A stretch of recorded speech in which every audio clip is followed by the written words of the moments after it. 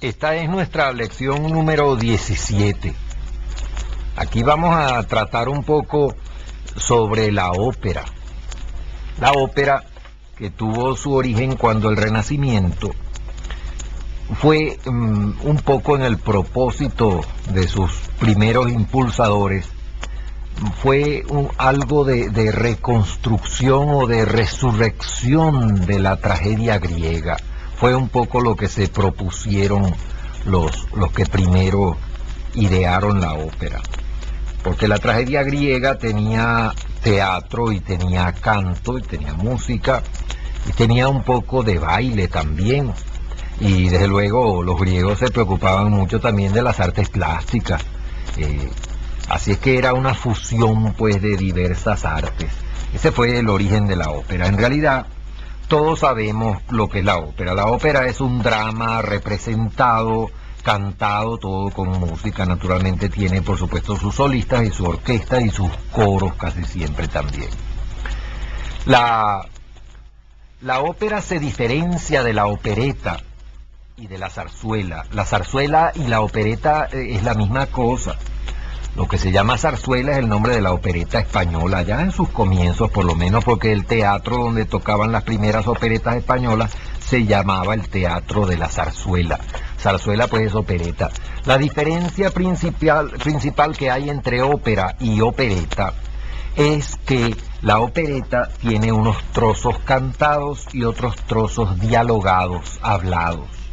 Mientras que en la ópera esos diálogos y esas partes que son habladas en la ópera son siempre cantados. Esa es la diferencia principal.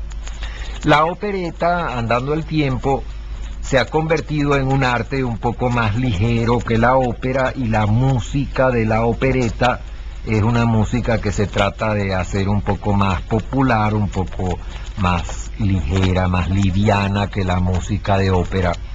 Pero eso no es condición de la forma de opereta, de la forma de ópera, sino de la manera como los autores han tratado aquello. La diferencia fundamental es esa, que la opereta tiene trozos conversados y la ópera siempre es cantada. Las primeras óperas se componían, y las óperas que no fueron las primeras también, las óperas se componen de ciertos números, como se llama eso, es decir, de ciertas, vamos a decir, canciones. Y entre una canción y otra hay un trozo de empate entre una y otra, ¿no? Ese empate es lo que es conversado en las operetas, que en la ópera es una música especial de la cual vamos a hablar después, el recitado de la ópera.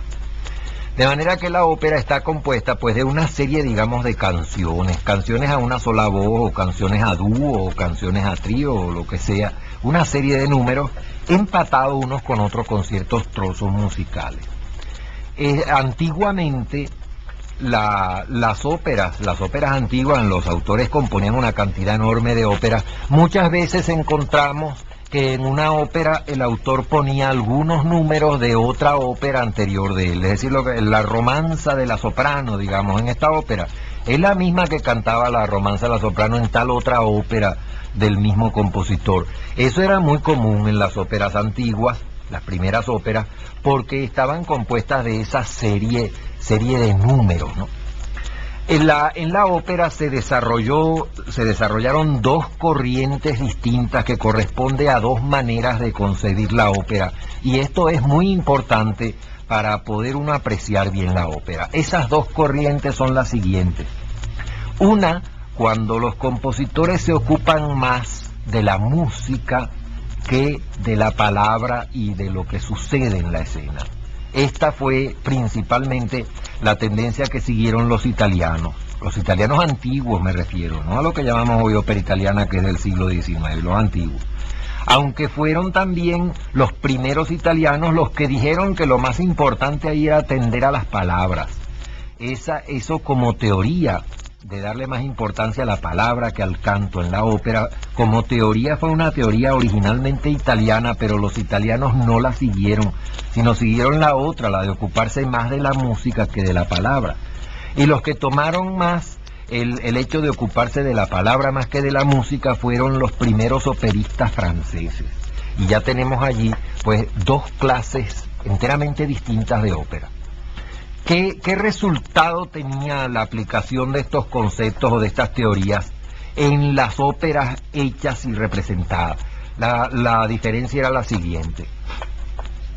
La ópera compuesta tomando en cuenta la música más que la palabra, que casi siempre es una ópera de menos valor que el otro, daba unas canciones, vamos a decir así, unas melodías muy bellas que no tenían mucha relación con lo que estaba sucediendo.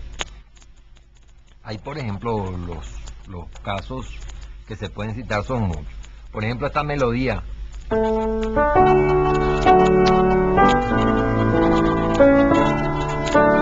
Esa melodía, ¿no? Vamos a repetirla.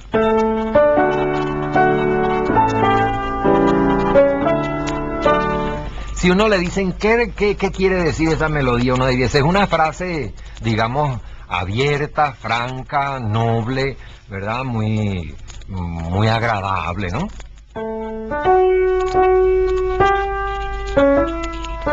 Y uno dice, sí, esa es una melodía que expresa algo así. Un hombre, por ejemplo, que está muy confiado, con vigor, con energía, eso es lo que significa esa melodía.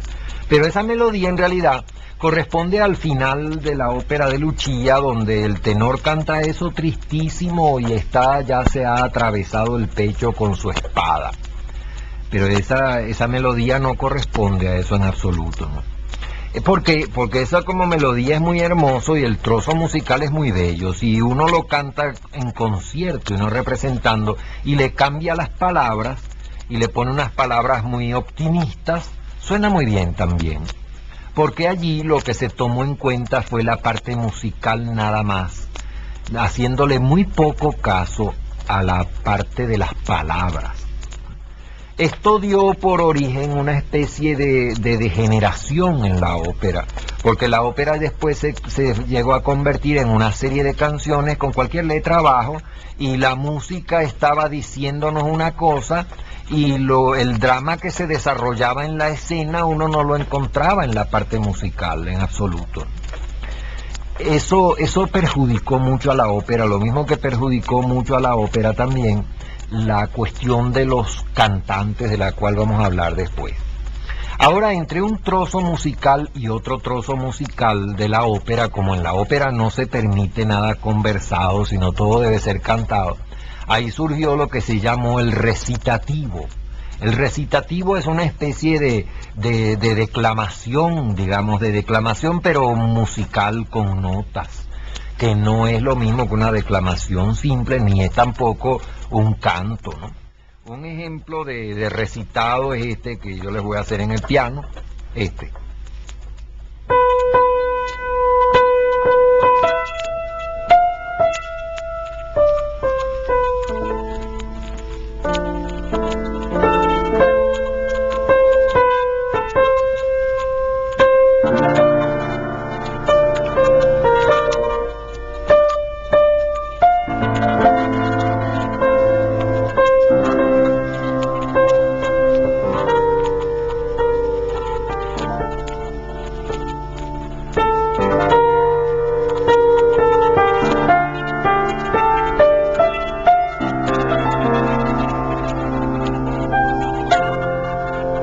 Ese es un recitado.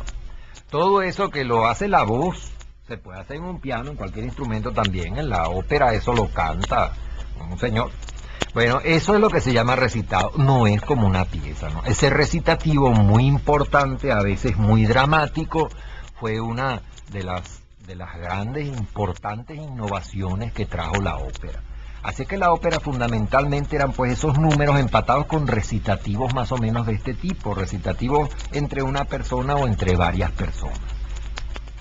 Los compositores más importantes de música han visto siempre con un poquito de desprecio la ópera. Ese desprecio a veces es justificado, a veces no.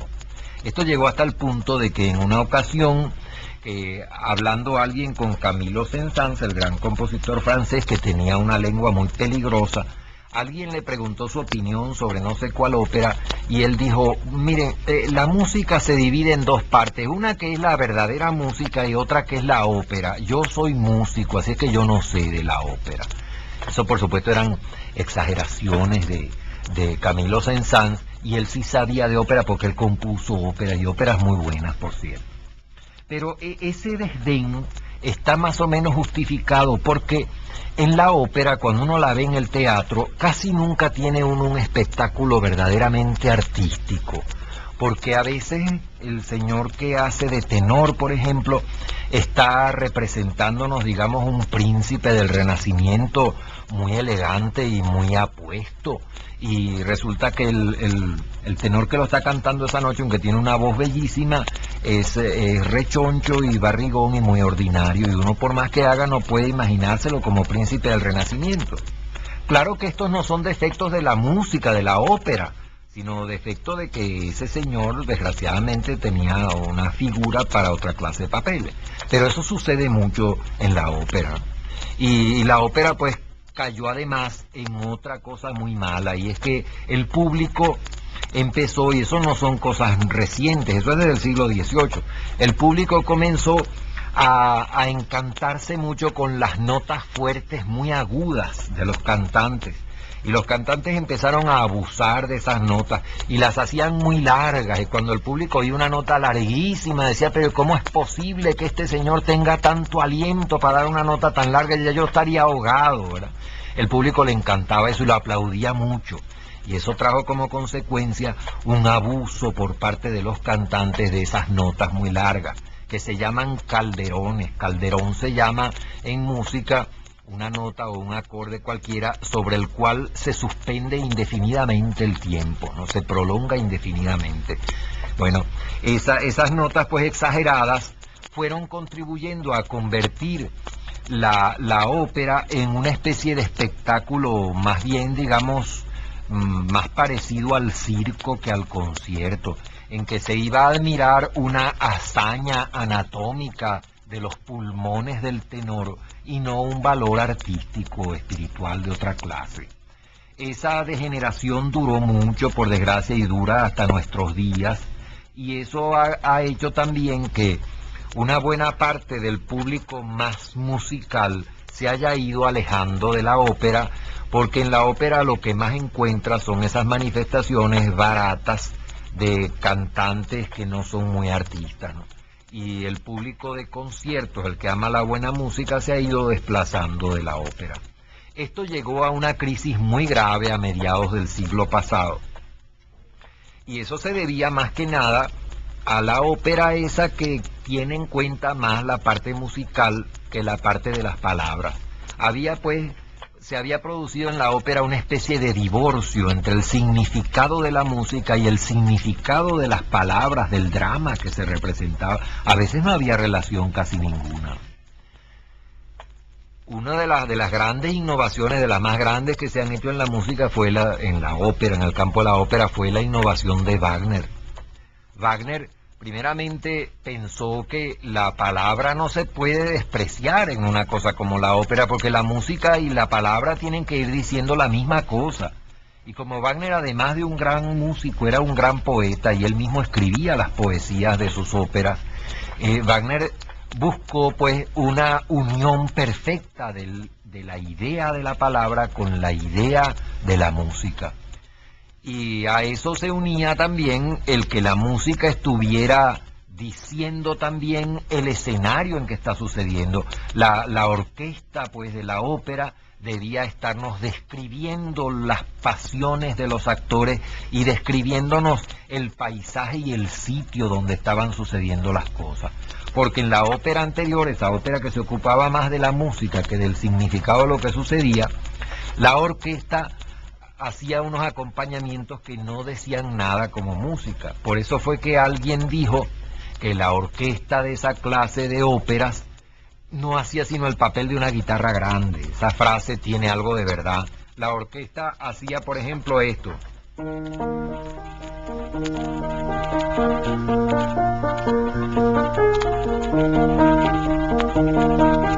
Y encima de eso estaba cantando la soprano o cantando el tenor. o el que fuera, ¿no?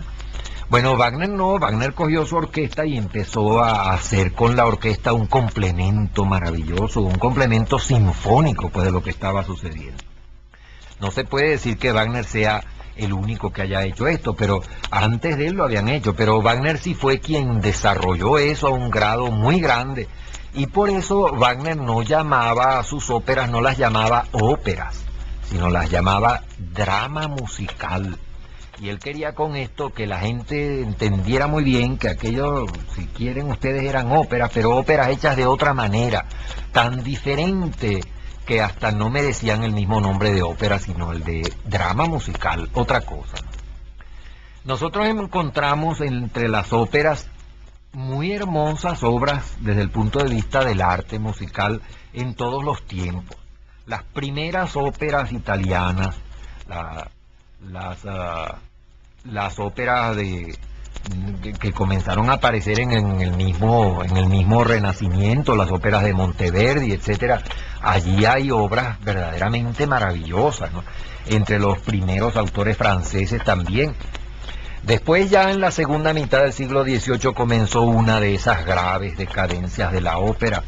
Y ya en la segunda parte del siglo XVIII, las óperas que encontramos de gran valor musical son las óperas de Gluck, que era austriaco, que fue uno de los que más se ocupó de que la música dijera lo mismo que están diciendo las palabras. Encontramos las óperas de Mozart, que son una cosa excepcionalísima y del más alto valor, tanto musical como operático propiamente hablando, y las óperas de Weber. Nosotros podemos decir que antes de Wagner, las grandes óperas que encontramos ahí son Gluck, Mozart, Weber. Bueno, y encontramos muchas óperas. Beethoven escribió una ópera, Fidelio, pero Beethoven era otra cosa, él era más sinfonista. Su ópera es muy buena, pero nunca se popularizó hasta por cuestiones del argumento y otras cosas, ¿no? Después, en el siglo XIX, ya ahí indudablemente que la figura más grande de la ópera ahí es Wagner, porque Wagner es uno de los genios más grandes de la música en todos los campos, ¿no? Pero encontramos óperas valiosísimas, el mismo Verdi, ¿no? Porque Verdi comenzó haciendo óperas un poco de ese género más barato, ¿no?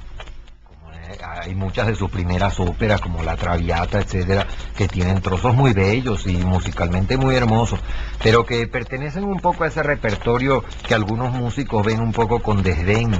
No debe desdeñarse así la cosa, ¿no? Pero Verdi después compuso algunas óperas que figuran entre las obras más maravillosas de todo el repertorio operático, sobre todo en sus últimos tiempos. Esa última etapa de Verdi empieza con Aida, que es una ópera sumamente interesante, muy valiosa, y las dos que siguen, Otelo, que es un monumento, y la última que escribió, Falstaff. Ya ahí Verdi llega a alturas de verdadero genio de la música. Vino después en Italia lo que se llamó el verismo. El verismo vino un poco también como reacción contra Wagner, por los argumentos, porque Wagner nos escribía óperas que figuraban entre semidioses y héroes, y esto se trajo más al medio de la calle y a la vida nuestra diaria de hoy, y así fue como surgieron todas esas óperas que pertenecen al género llamado verista, que son las óperas italianas más recientes, principalmente las de Puccini y Mascagni, que fue uno de los que empezó con eso, y Ponchielli, el autor de la Gioconda. Entre ellas hay cosas muy hermosas. Puccini tiene cosas bellísimas. Por otro lado, y en un género enteramente distinto, encontramos el Péléas y Mélisande de Debussy, ópera muy interesante porque, aunque Debussy allí incorpora muchos de los conceptos de Wagner, musicalmente es muy distinto, como que la música de Debussy es distintísima, diametralmente opuesta a veces a la de Wagner. Sin embargo, Debussy se atiene muchísimo al significado de la palabra, hasta el punto de que Péléas y Mélisande, quien no entienda francés, que no la vea, porque no entiende la música, sino la mitad nada más. Y después, la orquesta de Péléas y Mélisande que es de una proporción maravillosa, porque en las óperas de Wagner uno pudiera decir que a veces la orquesta tiene demasiada importancia, exagerada importancia tal vez, en comparación con lo que hacen los cantantes. En Peleas y Melisanda no, lo principal son los cantantes, pero la orquesta no hace un acompañamiento de guitarra grande como el de la vieja ópera, sino que la orquesta de Debussy en Peleas está dándonos el paisaje y lo que pudiéramos llamar el paisaje psicológico de los actores también, pero dentro de una discreción verdaderamente admirable, hasta tal punto que uno nunca se queda embelesado oyendo la orquesta sin atenderle a los cantantes, como a veces nos pasa con Wagner. Podemos decir que Peleas y Melisanda es quizá, desde el punto de vista de la teoría de la ópera realizada ya en música, es quizá una cumbre que no ha sido sobrepasada hasta ahora, y que es una ópera, casi pudiéramos decir, aislada en su género, verdaderamente maravillosa y extraordinaria. La ópera, como se ve, ha tenido pues muchos altibajos, y hay mucha ópera cuya música es en realidad de un género un poco secundario. Esas óperas en que se ha estado tratando de halagar al público de ópera, que por regla general no es el mismo público que va a los conciertos sinfónicos, y la música ha llegado a pasar un poco a un segundo término en la mayor parte de las óperas, en el sentido de que se le da mayor importancia a las hazañas del aliento de los cantantes y a la facilidad de la historieta que se representa, que sea agradable para la gente, etcétera. En fin, valores de otro orden que no son valores verdaderamente musicales, de arte musical. Por lo demás, la opereta y la zarzuela es algo pues más conocido, que no necesita mayores comentarios. Desde el punto de vista de la técnica de la composición, pues la diferencia está en eso, en que la opereta tiene sus diálogos hablados completamente como teatro y no como ópera cantado.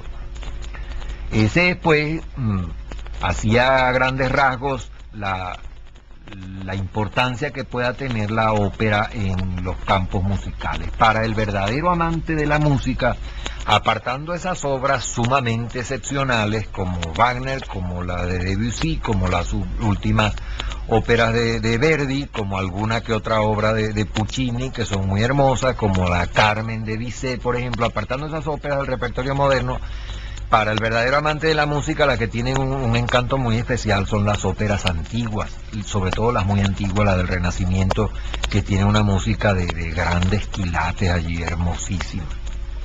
Bueno, y así termina pues nuestra lección número 17. Esta es nuestra lección número 18. Hay algunas formas y algunos tipos de composición musical que pertenecen exclusivamente a la música vocal, es decir, a la música cantada. Para eso tenemos que ver un poco cómo es el origen de esa clase de música. La monodía antigua, monodía era la música antigua que era cantada, que no tenía más que una sola melodía, no tenía pues acompañamiento de ninguna clase, ni armonías ni contrapuntos.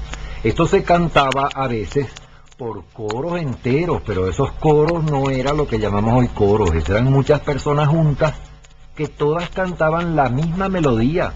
Aunque hubiera 50 voces o 200 voces sonando ahí, uno no oía nunca sino una sola nota al mismo tiempo, ¿no? Eso que eran los coros antiguos, con el desarrollo que vino durante la Edad Media, el advenimiento de la armonía y del contrapunto, eso se convirtió en lo que se llamó después la polifonía vocal. La polifonía vocal es la música de coros. Eso fue la cumbre del arte del Renacimiento. El coro es un conjunto de voces que está dividido ordinariamente en 4 partes. A veces el coro está dividido de otra manera, pero la manera regular de estar constituido un coro es dividido en 4 partes. Esas 4 partes son los tenores y los bajos. Son las 2 divisiones de las voces de hombre, que se llaman voces oscuras. Los barítonos Como el barítono es una voz intermedia entre el tenor y el bajo, en los coros las personas que tienen voz de barítono, si son un poquito agudos, están incluidos en los tenores, si son un poquito más oscuros, están incluidos en los bajos. Pero se hacen en las voces de hombre esas dos divisiones, tenores y bajos. Y en las voces de mujer, que se llaman voces blancas o voces claras, también hay las mismas dos divisiones, sopranos y contraltos. Y las mezzosopranos están en una o en otra división. Esa es la constitución pues normal del coro. En cuatro partes está dividido un coro. Esas partes del coro se llaman voces. Así es que cuando nosotros oímos decir de un motete antiguo escrito para 4 voces, no es para que lo canten 4 personas, sino para que lo cante un coro dividido en 4 partes. Si el coro está dividido en más partes, en 5 o en 6 partes, se llamará un coro a 5 voces o un coro a 6 voces. Este número de voces se refiere a las voces, es decir, a las melodías, a las partes de la armonía o del contrapunto, y no quiere decir el número de cantantes que forman el coro, porque uno puede tener un coro de 600 voces que está cantando una pieza de 4 voces, nada más. Ese coro, pues el coro, los grandes coros, la música de coro se llamó la polifonía vocal. Esa polifonía vocal, esa fue la cumbre del arte del Renacimiento, porque el coro sí estaba perfectamente desarrollado y adulto en el Renacimiento, en cambio la orquesta no. Había muchos instrumentos que no se habían perfeccionado en su fabricación, que eran instrumentos un poquito deficientes, después se han perfeccionado. La música no se había compuesto, música instrumental no se había desarrollado eso como está hoy, así es que el gran instrumento colectivo pues del Renacimiento era el coro, los coros. Por eso la cumbre del arte musical del Renacimiento está en la música de coro, en la polifonía vocal. Esa polifonía vocal del Renacimiento tuvo sus formas de composición especiales. Entre ellas, uno de los más importantes es el motete.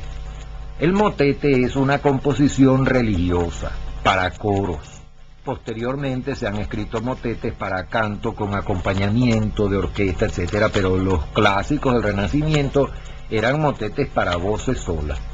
La forma del motete, su forma musical, es un poco primitiva porque no tiene una porción de requisitos como la forma sonata. El motete lo que es una composición contrapuntística porque está hecha para un coro, es decir, para voces distintas. Y se caracteriza en que cada vez que entra uno de esos grupos del coro, cada vez que empiezan a cantar, bien sea los tenores o las sopranos o las contraltos, empiezan cantando siempre el mismo motivo, parecido un poco a lo que es la fuga, a la entrada de fuga. Nosotros explicamos lo que era la fuga en nuestra lección número 15. Si no se recuerda muy bien la definición de fuga, se puede repasar oyendo el disco donde está la lección 15. Así es que en el motete las voces van entrando cada una con un motivo semejante, lo cual hace parecido el motete a la fuga. Pero después el motete no se desarrolla como la fuga, sino se desarrolla libremente. En realidad el motete es una forma musical más vieja que la fuga, y fue la fuga la que se derivó del motete, de esta manera como empieza el motete. Existía también en aquellos tiempos el madrigal. El madrigal era también una composición para coros, por el mismo estilo del motete. Nosotros podríamos decir que el madrigal era idéntico al motete, solo que el madrigal no era religioso, ni la letra ni la música, sino que era profano. En cambio el motete sí era religioso. Así es que la diferencia fundamental entre madrigal y motete es que uno era religioso y el otro era profano. Ahora, claro está, andando el tiempo, como lo que distinguía el motete o el madrigal, que era esa manera de entrar las voces, era una característica pequeña hasta cierto punto, ¿no? Esa se fue perdiendo un poco andando el tiempo y después ya eso desapareció un poco. Ya motete llegó a ser una designación un poco más general de música coral religiosa y el madrigal de música coral profano, pero originalmente era una composición que tenía que ser contrapuntística y que comenzaba con un mismo motivo en todas las voces. Esta época de la polifonía vocal, una de las más gloriosas de la música. Eso culminó en el siglo XVI.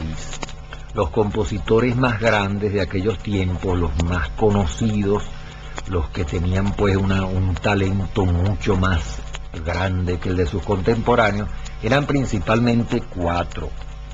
Palestrina, italiano, autor pues de obras muy célebres que se encuentran mencionadas mucho en la historia de la música, se oyen algunas grabaciones por allí. Autor, entre otras, de una muy renombrada misa del Papa Marcelo, que hay gente que ha pensado que la misa del Papa Marcelo es una misa escrita por el Papa Marcelo. El Papa Marcelo no era compositor, ese es de Palestrina. Otro grandísimo compositor de esa época es el padre Tomás Luis de Victoria. Victoria, español, los españoles en esa época estaban en la cumbre de la cultura musical. El padre Victoria es uno de los compositores más geniales y más admirables de toda la época de la música. Él tenía una inspiración de un candor y de una elevación grandísima. Hay quienes recuerdan, dicen que le recuerda, Victoria le recuerda un poco la pintura de Fray Filippo Lippi, por ejemplo, y algún parecido tiene, pero es una música verdaderamente maravillosa. Orlando de Lazo es otra de esas grandes figuras. Orlando de Lazo es un genio múltiple. Ese fue un genio maravilloso, él era flamenco. Porque Orlando de Lazo lo mismo escribía una música profundísima, como lo eran, por ejemplo, sus salmos penitenciales, obras religiosas de polifonía vocal siempre, ¿no? De una profundidad de expresión tremenda. Y Orlando de Lazo también componía obras profanas, llenas de gracia y humorísticas, chistosas, maravillosas, como aquella pieza de coro de él que se llama El Pato Gordo, graciosísima, y también Matona, una donde tiene el coro una imitación de campana, de la canción del eco, que son piezas pues de mucho ingenio y de mucho humorismo. Y ese mismo Orlando de Lazo era autor pues de obras profundísimas. En esto no se parecía ni a Palestrina ni a Victoria, porque Victoria no compuso nunca sino música religiosa, él era como un santo, Victoria. Y Palestrina, que sí compuso también algunas músicas profanas, no tenía esa variedad de genio de Orlando de Lazo. El otro gran compositor de esta época es Claudio Monteverde. Claudio Monteverde, cuyo nombre aparece siempre en relación con las primeras óperas, porque escribió óperas verdaderamente maravillosas. Él fue uno de los muy grandes autores de las piezas de la época de la polifonía vocal. Y Monteverde escribió muy poca música religiosa. En cambio, su música profana, sus madrigales de arte muy refinado, muy alto, son verdaderas maravillas. Así que los que sobresalieron pues en el madrigal, en el motete y en la misa, de la cual vamos a hablar después, en esa época de la polifonía religiosa, fueron principalmente estos cuatro compositores, pero la lista de los grandes compositores del Renacimiento es una cosa interminable. Esas son formas, pues tanto el motete como el madrigal, que son formas pertenecientes a la música vocal. No existe un motete para instrumento solo, eso es de música vocal. Y se fue modificando. Después hay motetes, hasta motetes contemporáneos que están escritos hasta para una sola voz y orquesta, música religiosa y tal, en los cuales ya la palabra motete ha perdido su significado. Hoy en día motete viene a significar hoy simplemente una pieza religiosa. Ahora antiguamente tenía sus reglas de composición en que debía ser contrapuntística y entrar todas las voces con el mismo motivo. Otra composición, otro tipo de composición muy característico de la música vocal es la misa. La misa no tiene una forma musical definida. La misa es siempre, desde el punto de vista musical, es una pieza, claro, aparte de su inspiración religiosa que debe tenerlo para ser buena misa, es música más bien de tipo dramático, no en el sentido de que tenga nada que ver con ópera, porque es un estilo de sentimiento muy distinto, pero sí en el sentido de que la música está representando, dijéramos así, interpretando el sentido y la emoción de las palabras que dice la misa. De manera que lo que caracteriza la misa, la composición musical de la misa, es su plan de expresión y no un plan de construcción técnica como lo es la sonata, por ejemplo, o el rondó. La misa, desde el punto de vista musical, lo que tiene es un plan de expresión y no un plan de construcción técnica. Esto no quiere decir tampoco que no se encuentre con frecuencia en la misa algún trozo que tenga alguna forma musical establecida cuando la letra lo permite. Así nosotros vemos que la mayoría de las misas tienen en el Kyrie una forma musical ternaria. Esto es natural porque la misma letra del Kyrie es ya desde el punto de vista literario una cosa equivalente a lo que en música llamamos forma ternaria. La letra del Kyrie en la misa dice Kyrie eleison, Kyrie eleison, Kyrie eleison. Y después dice Christe eleison, Christe eleison, Christe eleison. Es otra cosa. Y después termina otra vez con el principio Kyrie eleison, Kyrie eleison, Kyrie eleison. Es muy natural pues que teniendo una letra con estas características, al compositor le salga hasta, si dijéramos hasta sin darse cuenta, espontáneamente le sale una forma ternaria, lo que en música llamamos forma ternaria, es decir, la forma esa que tienen los segundos movimientos de las sonatas y sinfonías. Que el Kyrie, como el Kyrie se refiere casi siempre al Padre Eterno, y después viene el Christe, que se refiere al Cristo, que tiene un elemento humano allí. La música casi siempre tiene esas características, que la primera parte del Kyrie es un poco más solemne, y la segunda parte donde habla del Christe eleison, casi siempre la música es un poco más sentimental, ¿verdad? Aquello tiene algo de la grandeza esa ultraterrena del Padre Eterno, y cuando habla del Cristo tiene algo con un sentimiento un poco más humano también al mismo tiempo, que tiene su inspiración divina ahí, y después termina otra vez con el Kyrie. Así que tenemos pues que el Kyrie casi siempre es una forma ternaria. Ahora se ha ido formando por costumbre, digamos, en la misa ciertos caracteres en la música. Por ejemplo, en el credo. El credo, que es una cosa tan extraordinaria desde el punto de vista musical, porque la letra habla de tantas cosas tan diversas y tan maravillosas como para expresarlas en música. Hay algunas partes de la letra del credo que en toda misa ya sabemos más o menos qué carácter puede tener. El credo, cuando habla primero del Dios Padre, creador del cielo y de la tierra, creador de todo lo visible y de todo lo invisible y tal, tiene pues la música esa grandeza del Padre Eterno. Y después habla el credo de la segunda persona, y cuando dice, empieza a decir la letra que encarnó en la Virgen. La música de casi todas las misas allí en el Incarnatus se hace siempre una música un poco más lenta, un poco más misteriosa y más suave. Hasta el punto de que cuando nos hablan de la música de alguna misa, nos dicen del Incarnatus de tal misa, ya sabemos nosotros que ese Incarnatus, vamos a decir, pues desde el punto de vista musical, tiene algo de parecido con el movimiento lento de una sinfonía. Ese Incarnatus se hace siempre más suave, más lleno de ternura y muy misterioso al mismo tiempo. Así como esto, hay muchas otras características. Por ejemplo, cuando viene la letra del credo, viene hablando después de la pasión de Cristo y de su muerte. Naturalmente que la música se hace allí muy sombría y muy trágica y lenta, una música casi siempre lenta. Y cuando habla después que Cristo resucitó al tercer día, ese trozo que se llama el Resurrexit, eso siempre es un allegro, música muy rápida, muy despierta, muy viva, ¿no?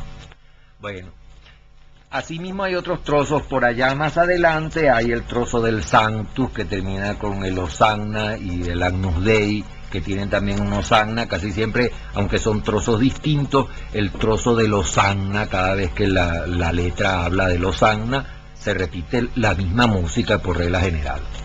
Así es que esas características que tiene la música de la misa, que toda misa tiene en el incarnato, es una cosa de más recogimiento y de más lentitud, que todo resurrexit es casi siempre un allegro muy vigoroso y tal, no son en realidad reglas de composición musical. La única regla de composición musical para la misa, desde el punto de vista de la música, es que la música siga el mismo plan de expresión de la letra. Esas otras características se han formado por la misma índole de la letra. Ya sabemos cómo es un resurrexit de una misa, cómo es un incarnatus, cómo es un sanctus, pero es siempre por razón de la letra. Esto es desde el punto de vista musical. Ahora, para la misa hay que llenar otra porción de requisitos, que son requisitos litúrgicos, que son ya reglas de la iglesia, no reglas de los compositores musicales.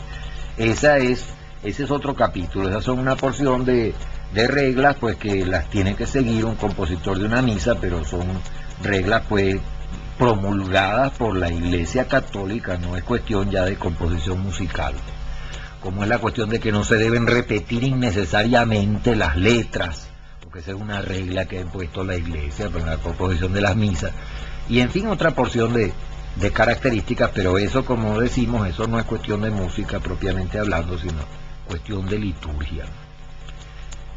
Es bueno aclarar eso, que mucha gente ha pensado de por qué es que las mujeres no pueden cantar en la iglesia, ¿no?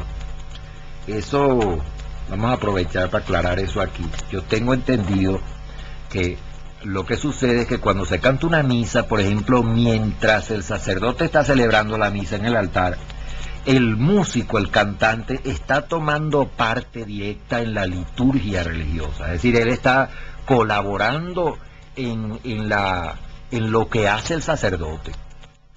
Bueno, y la Iglesia Católica reserva esa actuación litúrgica para el hombre, para los hombres. Por eso las mujeres no pueden ser sacerdotes, ¿no?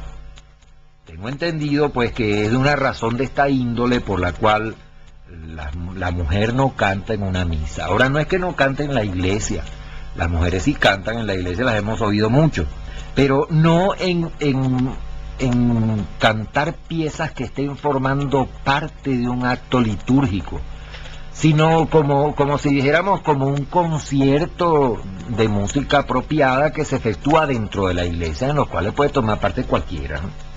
En ese sentido sí. Las misas antiguas que tienen escritas voces de mujer se cantan con voces de niños, porque los niños tienen voces lo mismo que las mujeres. Hay unos niños que son niños sopranos y otros niños que son niños contraltos. Eso antes de que le cambie la voz al niño, ¿no? Y entonces hay coros pues de sopranos niños y coros de contraltos niños, ¿no? Bueno, hay por último que necesitamos hablar algo aquí para completar esto del oratorio y la cantata. El oratorio, del cual aludimos, lo mencionamos un poco al hablar de la ópera. El oratorio es música religiosa también vocal. Bueno, ordinariamente los oratorios que se desarrollaron ya en época en que empezaba a existir la orquesta tienen coros y solistas y orquestas también. Y el oratorio es como una ópera que no se representa sino como dicha de concierto, ¿no? Sin decorado, ¿no? Y la cantata es igual al oratorio, pero es profana, de letra profana, no se refiere pues a ningún episodio bíblico como el oratorio, sino a asuntos enteramente profanos. La cantata. Ahora, andando el tiempo, empezaron a hablar de cantatas religiosas y hubo autores que compusieron cantatas religiosas y otros que escribieron oratorios profanos.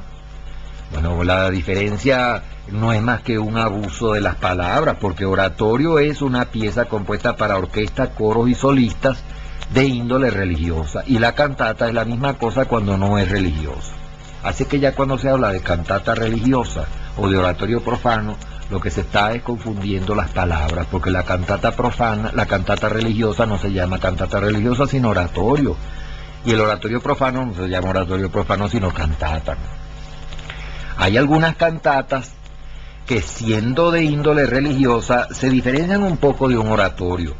estas cantatas religiosas, porque el oratorio ordinariamente tiene un argumento, digámoslo así. Es algo que sucede, por ejemplo, la resurrección de Lázaro, allí se narra lo que hizo Jesús y resucitó a Lázaro y tal, tiene un argumento, aunque no se representa, ¿no? El oratorio. Ahora se han hecho cantatas que son música religiosa, que es una pieza compuesta de diversos números más o menos religiosos, pero que no tienen un argumento. Eso sí pudieran merecer el nombre de cantata religiosa, tal vez. Bueno, esto termina pues nuestra parte de polifonía vocal y de las formas, esas características de la música vocal, como el madrigal, el motete y la misa principalmente. Y así termina nuestra lección número 18.